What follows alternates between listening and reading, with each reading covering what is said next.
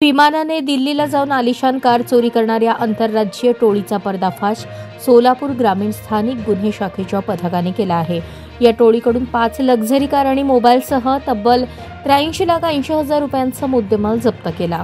या कारवाईत दिल्लीतील तब्बल 5 गुन्हे उघडकीस आले असून 4 सराईत आरोपींना पोलिसांनी ताब्यात घेतले आहे। पोलिसांनी संशयित फॉर्च्युनर कार तपासल्यानंतर बनावट इंजिन नंबर व चेसी नंबर लावले असल्याचे आढळले। चौकशीत आरोपी दिल्ली आणि उत्तर भारतातून गाड्या चोरून बनावट कागदपत्रांच्या आधारे महाराष्ट्रात विक्री करत असल्याचे उघड झाले आहे। ताब्यात घेतलेल्या आरोपींची नावे अजीम पठाण राहणार सातारा, प्रमोद वायदंडे सातारा, फिरोज मोहम्मद बेंगलोर आणि इर्शाद सय्यद कोलार कर्नाटक अशी आहेत। त्यांचा साथीदार हफीज राहणार मेरठ व लखविंदर सिंग राहणार रायपूर यांचा शोध सुरू आहे। या टोळीतील बहुतांश आरोपी हे सराईत गुन्हेगार आहेत। त्यांच्याकडून पोलिसांनी एक Fortuner, 3 Hyundai Creta, 1 Brezza car असा एकूण 5 वाहनांचा 83,80,000 रुपयांचा मुद्देमाल जप्त केला। आरोपी हे महाराष्ट्र, दिल्ली, मध्य प्रदेश आणि कर्नाटकात अनेक गंभीर गुन्ह्यात सामील असल्याचे उघड झाले आहे।